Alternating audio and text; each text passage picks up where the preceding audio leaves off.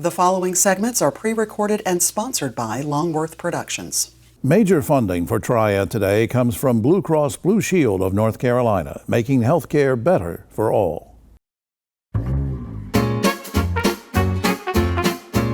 Understanding prostate cancer on Triad Today.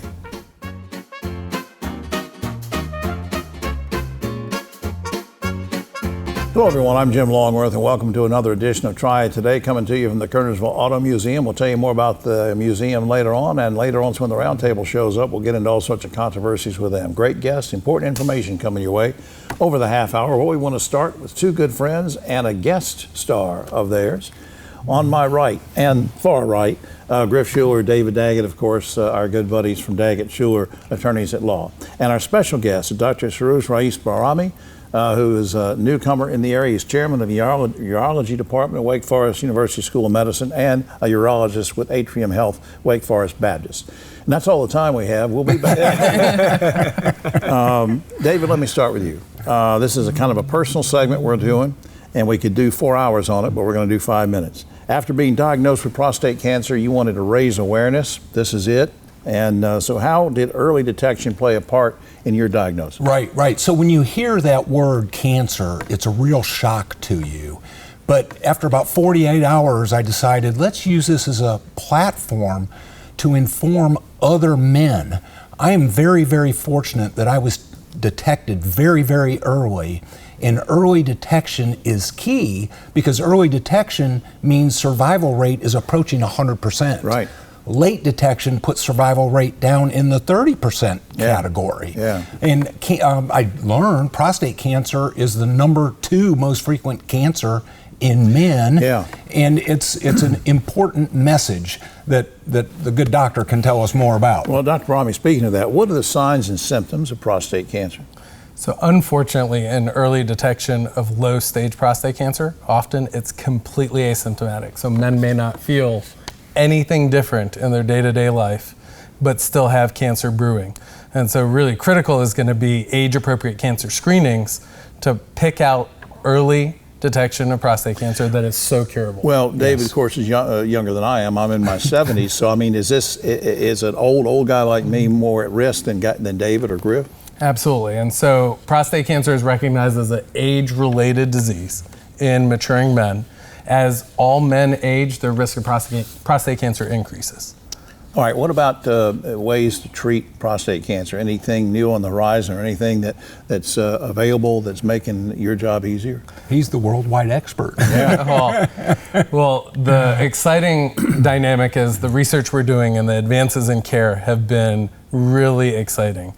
Because as we develop more technology, as we develop more patient-centric guided care, we're able to really personalize the offerings that we have for patients that are diagnosed while tackling the cancer effectively and preserving great quality of life. Griff, I know you've been real supportive of David since his diagnosis. What do you think? How can family members, friends, community, business associates be more supportive in things like men's health in general? What do you think? Well, I think one thing is unfortunately, as men, we don't like to go to doctors. And I think one of the things we have to fight through is as men, is to encourage one another to go and have regular visits with the doctor. I'm actually pretty amazed how many of my friends and the people that I run into that they don't have an annual physical. They haven't been to a doctor in years. No blood work. And so, one of the things I think is fabulous what David is doing, and this month being Prostate Cancer Awareness Month, is putting a spotlight on the need to have these conversations with doctors. Well, you can't have a conversation with your doctor if you're not going. If you don't go, I know. Final thoughts, David. Yeah, if under the doctor's supervision, if I can give a quick lecture, your prostate's about like this. If you catch it in here, you got a super chance of living. If you wait until it gets out here, you don't. Right. Test early, get screened, catch it early, and you can preserve your quality of life and go on and Absolutely. Everything goes well. Absolutely. Up on screen, I want to do a couple things here. One is school.wakehealth.edu is a general website that you can go to and go through the various portals to learn more. And then, of course, if you ever need the help of these two guys, David and Griff, you can go to DaggettSchulerLaw.com, or you can call 724-1234, and I hope you will do that. and our special guest, Dr. Reyes Barami. I appreciate all you're doing to help so many people, and thanks for being here. Don't be a stranger. Well, thank you. Right. Thank you for the opportunity. We'll be right back after this. I am so Why frustrated. can no one help me? Waiting This is to a work. nightmare. I think it's Healthcare is broken. At Blue Cross and Blue Shield of North Carolina, we get it. Really? Really. That's why we're making healthcare better for all. Starting with you. Yes, you, Daryl. We're making plans easier to navigate by putting your benefits, prescriptions, and details all in one place. Convinced? No. But it's a start. We'll take it. Blue Cross North Carolina. Making healthcare better for all. Starting with you. The world's brightest are Fulbrights, Goldwaters, McNairs, and Spartans. Prestigious doesn't have to be expensive. UNCG. Find your way here.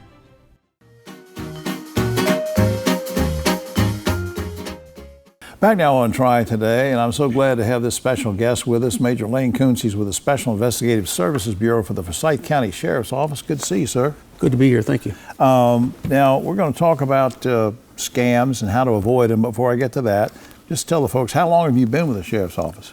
I've been employed with the Sheriff's Office for 24 years. I started in the courthouse, and I've worked my way up to where I am now. Like what you're doing? I do. I love it.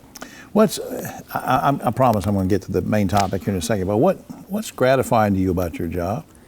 I started this job with the hope to help people, and I know that sounds cliched, but I thoroughly enjoy people come to you. You see them at the worst part of their life, or the hardest thing they're going through, and I get to help them do that and find a result or peace or whatever. All right, absolutely. I think that's great, your service.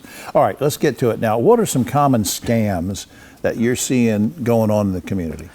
There's so many. The jury scams are big, impersonation scams, cryptocurrency scams, technical support. Pretty much anything that you run the limit on. What do you mean a jury scam? They will. You'll get a call from someone saying they are Major Lane Koontz. They used my name for a while, saying that you've missed jury duty, and if you don't give them X amount of dollars, usually several thousand, they're going to issue a warrant and come arrest you. Wow. And this goes on with all sorts of scams. Now, what kind of folks, I'm in my 70s, so I'm assuming you're going to tell me it's older guys like me, but what kind of folks are most targeted by scams?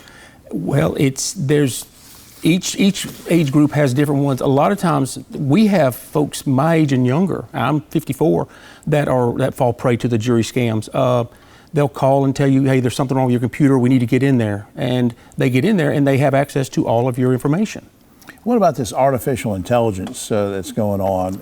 How is that changing the kind of scams that you're having to deal with? It is both amazing and scary at the same time. Scammers only need a few seconds of your voice on the internet, and they can clone your voice and call one of your loved ones and say, hey, I'm in help and I need money, and they won't know it's not them. That is scary, and that's actually happening in the Forsyth County area. Yes, sir. Yes, sir, it is, and we haven't even got into like the clone fakes to where they can change your face into the face of someone else. Or there's a lot of things on the internet. It's really interesting just to dig through. It'll interest you and scare you at the same time. Well, what can a victim do if they happen to realize they've been scammed? I would hope that they would ask some questions before. Why is law enforcement calling me asking me for money? Why is a family member calling me from a number I don't know? Or why are they in another country and I had no idea? Once you've been scammed, by all means, call your banking institution. Call us. We will do everything we can. It's difficult to catch these people because all they do is sit around and think of it. And they're not. I'm guessing because of the technology, they don't have to be in the Triad area. They could be half the world away, right? Yes, sir. They could. I actually worked with a lady, and her scammers were actually in New Jersey. But yes, other countries, they'll use a router and they'll spoof the phone number. And we've actually had people that said that they were called on a jury scam from our sheriff's office number. That is scary. It is, and that young lady actually drove to the office and met with me because they had said it was me, and I met with her and said, ma'am, we have not called you. We do not do business like that. Is there anything in particular that folks can do to keep themselves and their homes safe from any kind of scam? Just be alert. Always be vigilant. Have conversations. I have 2 sons myself, and I have sat both of them down and explained to them, hey, if it's too good to be true, it probably is. I said, if somebody calls you and says that you've got to do something right away, don't hang up. I said, call me, call law enforcement, call someone, but just don't get scammed. If you do get scammed, don't be ashamed. These people sit around all day. They're very intelligent, and all they do is sit around and think of ways to get money from you. And make sure you share your story. Don't hide it. You know, you may save somebody else from being scammed. Yeah, I mean, it's embarrassing if it happens, but you're right. The awareness is important. Up on screen, you can go to GOFCSONC, which stands for Go for Forsyth County Sheriff's Office, North Carolina.org. Please do that. All sorts of portals you can go through to find out information. Major Lane Kuntz, thanks for your service, sir. Thank you so much for having me. All right, young man. We'll be right back after this.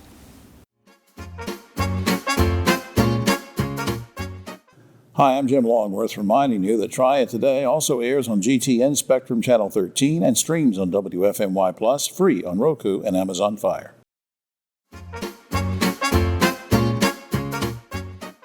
Back now on Triad Today, always glad we can spend a few minutes with folks who are associated with, in some way or another, UNCG, my alma mater, although they don't claim me. They refuse to admit that I was there. On my immediate right, Candace Martin is president of the UNCG Alumni Leadership Board. Sarah McGuire is a board member as well. Welcome, ladies. Good to see you. Welcome. Thank you. Both of you work with Action Greensboro. So what is your connection to UNCG? Quickly. So I am an alum of 2010. I graduated from the Bryan School of Business. Okay. As you just said, I'm serving as president of the Alumni Leadership Board now. All right, what's your story? Similar. I'm a graduate of the Master of Public Affairs program at UNCG, class of 2014, also serving alongside Candace on the Alumni Leadership Board. All right, now Candace, let me ask you this. How are the two of you able to help alumni and friends stay connected? We stay connected in various ways. You know, once you cross that stage, it's lifelong learning. So we continue to encourage you to come on campus, engage with students, be a mentor, and just tell your UNCG story. Yeah, because a lot of times graduates, this is true of any college or university, that we don't go back enough. We don't, spend time and follow up. But I think that's great what you two are doing to try to initiate some of that. Sarah, what can alumni expect at Homecoming 2025? Oh my gosh, it's going to be bigger and better than ever. Mark your calendars, Friday, October 17th, Saturday, October 18th. We'll start Friday off with the Distinguished Alumni Awards, and so we'll be honoring 4 distinguished alumni for their great work and for really putting that degree to use and putting the UNCG name on the map. Right. Following that, we will have the time-honored tradition of lighting the bonfire. Candace, as our president, will have the honor of doing that this year. Wow. And then on Saturday, we invite the community to come back to campus. We'll be having a big street festival on College Avenue right in the middle of campus. Right. Food trucks, live music, student performances. We'll have Academic Row, which will showcase all of the colleges and universities. Children's Festival, and we're really excited this year to be able to name the Alumni House as a part of the UNCG Homecoming festivities. Yeah, Candace, I want to find out about that because Alumni House, as people don't know if they haven't been on the campus, that a lot of functions are held there. It's a really neat building. Now, what's going on with this naming thing? The naming thing is very exciting. So our alumnus, Marcus T. Johnson, who is class of 99, gave a very historic gift to UNCG. And with this gift, it is going to support student success and just continue to make the Alumni House a welcoming place. Marcus is very into supporting our students, and so this is just one great way to give back, and we're very excited to have this opportunity. And it's going to make UNC, the Alumni House, the first building on campus named after a person of color. That's great. Now, Sarah, what's the time frame for the capital campaign or raising money? What's your goal? Give me some idea what's going on. Good question. So as Candace mentioned, Marcus has made this historic commitment, which is a part of a larger campaign called the Light the Way campaign. And this is where we encourage community and alumni to light the fuse and light the way to support student success, academic excellence, really put UNCG on the map. And so far, we've raised over $200 million for this campaign. How much? $200 million over Wow. that. Yes, so we're doing great, but we are keeping our eye on the target. We've got a few months left, so we'll close the campaign on December 31st of this year, and we really want to keep going as far as we can. I know I don't want to put you on the spot because I know this isn't your role either of you, but in terms of the money, what kind of things is that used for? Does it help set up scholarships? Does it help, what does it do? Literally everything. Everything. We're talking about scholarships, we're talking about support within departments, we're talking about wraparound student service supports. The money goes really to the students and to the university to help make sure that students are succeeding while they're at school and set up for success afterwards. All right, 10 seconds, Candace. What did you get from your degree? I mean, what did it mean to you? What it meant to me was just giving back. This university gave so much to me, and so serving on the Alumni Leadership Board is the perfect way to give back and to support students now. What's your gratification? I'll echo that. As a graduate of the Public Affairs program, I feel like that program really gave me the skills and tools to launch my career in public service here in the Piedmont Triad, and I'm proud to be able to do that with a UNCG degree. Two great representatives up on screen. The general website is uncg.edu. You can also go to alumni.uncg.edu or greensboro.org/Action Greensboro. I thought I'd get a plug in for them. Thank you. To Candace and Sarah, I appreciate all you're doing for the university and look, for the community. It's very important. Thanks, ladies. Thank you. Go Spartans. We'll be right back.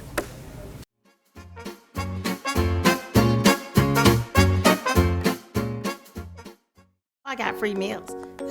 What do you mean? No, seriously, how much did you pay us? I didn't pay anything. I learned how to cook all of these fresh foods that were delivered to my house. Everything in that grocery bag that's fresh, I had a recipe for it, and I know how to cook. It encouraged us to eat better, to shop better, make better decisions. Spartans are the teachers, artists, nurses, scientists, and leaders who build our communities.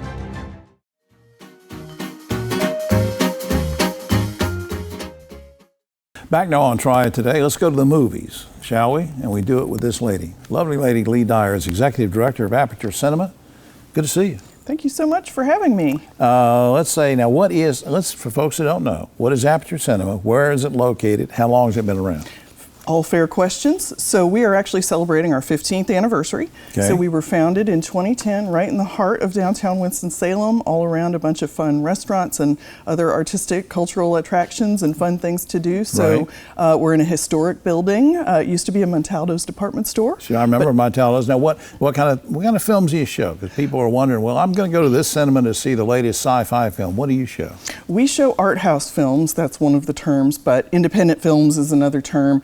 We're gonna have the popcorn movies every so often. We showed Mission Impossible and Superman. Okay. But we're gonna show the independent films that are nominated for Oscars, maybe foreign films. Right. Basically films you can't see anywhere else. True, unless you go to Sundance or yeah, go like to that. the film festivals. Yeah. Now, what about? Forgive me. This isn't a trick question or anything, but it seems like not too long ago there was news that Aperture was closing down. Exactly. What's going on? Yeah, well, we were a nonprofit, and there hadn't been as much community support as we were capable of getting. And so the board of Aperture announced that the theater was going to close if we didn't raise a certain amount of money. Well, not only did we raise that amount of money, we doubled it. Wow. More than doubled it. So it showed the community really wants to support having this nonprofit attraction in the middle of downtown as an attraction, and we just needed to get the message out. Well, then I think that's great. So let's turn it around since you brought up the community support. Mm-hmm. What does Aperture Cinema contribute to the community? Absolutely. I mean, we are an economic linchpin of downtown. I mean, I think you can probably imagine it wouldn't be good for all the businesses around us if we went away. We are a reason to drive downtown, park downtown, eat in a restaurant, go get some dessert, go get a drink after a movie. Right. So we're just part of that whole ecosystem that makes it a fun and thriving place to visit. Are there any upcoming events or opportunities for the community or anything you want to plug while we're here? Absolutely. So you remember Wicked? Yeah, the movie last year. That was probably that's our the name my wife gives me. Yes. So it was probably our biggest hit. Well, the sequel is coming out around Thanksgiving. That's right. And it has a lot of local involvement. Actually, the costume designer who won the Oscar went to UNC School of the Arts, and the music supervisor is from Greensboro. We're going to have him in. His name is Dominic Amendum, to give a talk and a presentation behind the scenes of Wicked for Good, and it's a fundraiser, and it's happening on November the 8th. So we hope the community can join us for that. You can November the 8th. see it on our website. Lots of stuff. Now, pardon me because I ask these stupid questions, but is there a film every night? Is there something, can you see something, or is it just certain days of the week, or what's your schedule? We are 365 days a year with 4 theaters. Okay. So every day of the week you can see at least 4 different movies, and sometimes we'll split a theater and show more than one thing in the same theater. So some days you could see more than 4 movies. So we offer a lot of variety. We also have community programming. We take a mobile screen around the region, including Bailey Park and Crossnor, so the public can see movies for free. So we really take our nonprofit mission seriously, and we try to benefit the whole community. I can see from the time you walked in, even before we started doing the taping here, about your enthusiasm for all this. Love it. What personal gratification do you get from your job? Oh, that's so nice. I love movies. I love the experience of being in a movie theater with a group of people and experiencing something together. If the people around you think it's funny, it's going to be funnier to you. If the people around you are crying, you're probably going to feel a little bit more emotion. So I just really think there's something magical about experiencing a movie in a theater with other people. Well, you do a great job. And you mentioned popcorn a while ago. I mean, I know it's a silly question, but can people get refreshments? We have the best popcorn around. We have concessions partners. We sell beer from local breweries. We sell nachos from Foothills with beer cheese. We sell cheesecakes from the local Cheesecakes by Alex. Well, you support everybody. We have all kinds of partnerships. Support everybody. Up on screen, aperturecinema.com. Please go to that. Check out the schedule. See what's going on. aperturecinema.com. And a shout out to Stephanie and her team at Visit Winston-Salem. Please visit, because they drive the whole tourism train and they just do a great job. Visit Winstonsalem.com is that website. And to Lee Dyer, for all you do for the community, keep it going. Thank you. All right, dear. Appreciate it. We'll be right back after this.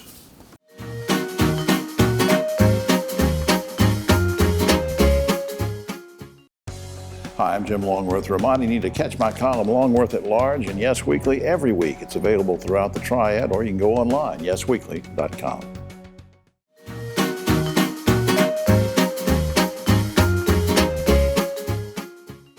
Major funding for Triad Today comes from Blue Cross Blue Shield of North Carolina, making healthcare better for all. Back now on Triad Today, and coming to you from the Kernersville Auto Museum, of course. You ought to come out here Friday, Saturday, and Sundays. It's free to see these cars. A lot of history in here. Now you can see these guys right here. On my right, but always political left, Ogie Overman. David Daggett is held over from an earlier segment. We're glad he's here. Keith Granberry, founder of Helping Hands Consultants. One quick thing, guys. A number of Triad cities and towns are having elections, municipal elections this fall. October 7th is your primary date, so make sure you vote. All right, last week, an 18-year-old advanced man was arrested for threatening mass violence on students at the University of Louisville if they didn't remove posters critical of the late Charlie Kirk. In North Carolina, a Class H felony like that, he might only serve 4 months. Now, given the current climate of violence, should an online threat of violence carry a mandatory sentence, let's say of 3 to 5 years or something? What do you think, Ogie? Generally, I'm against mandatory sentences, but I think it ought to be up a level from level H to make it more than 4 months. I agree with Ogie 100%. We need a little more deterrent in that area. It's happening too much. It's happening in too many places. We need to up the deterrent level. What do you think, Keith? I think you have to determine whether that's a threat or not, because a lot of times online you see a lot of things that you may determine as a threat but may not be a threat. So I think you have to look at each case individually. All right. Speaking of violence, the Smith High School football team has already had 2 games called off early due to fighting, including last week when a Smith player punched the referee. Given this pattern of violence, should Guilford County suspend Smith from playing football for the rest of the season? Ogie. Well, tell you what, I hate to see the whole team penalized for the actions of one idiot, but I would put them on probation, beef up security by a lot, and say, look, 3 strikes and you're out. It's over. Yeah, they had 2 strikes. Oh, Yep. actually 2 fights with at the Mount Tabor tournament, and then punched the ref. David. Yeah, I've got some real mixed emotions on this one. I know from coaching high school that a lot of the young kids you get in athletic programs, it's their only window of hope into the future. Right. You close that window because of a few incidents and you affect a lot of people. I think you up security. I think you compensate it. I think you hold the individuals very responsible. Do not cancel the program. Keith. Do not cancel the program, but I think the punishment needs to be so severe that people will think twice about doing something like that. All right. I mean, you punching referees just doesn't make sense to me. I know it. Speaking of sports, the New York Yankees are defending their decision to draft a young player who once drew a Nazi swastika on the door of a Jewish student's dorm room while he was at college, just before he got drafted. And they explained it. The Yankees said, well, he was drunk at the time. Guys, should being intoxicated excuse hate speech? Yeah. Hoagie. Yeah, right. He's not a Nazi, but he's just a drunk. So let's go ahead and draft him if he can throw a 100-mile-an-hour fastball. Right. What do you think? That's no excuse. Absolutely no excuse. David. We were all young and stupid at one time. He was young. I don't know him, so I hate saying stupid. Was drinking. A bad thing happened. My hope and prayer is he learned a lesson, we can move on, and he can use that to have a positive effect on Does drinking make you prejudiced like that? I have to disagree with David. I think he is stupid. But but I think that he learned this behavior from somewhere. And I think not giving him an opportunity to deal with this issue directly and have a positive outcome is wrong. So I err on the side of giving an opportunity, but someone taught him this behavior to think that it's okay. So you only half disagree with me. I have.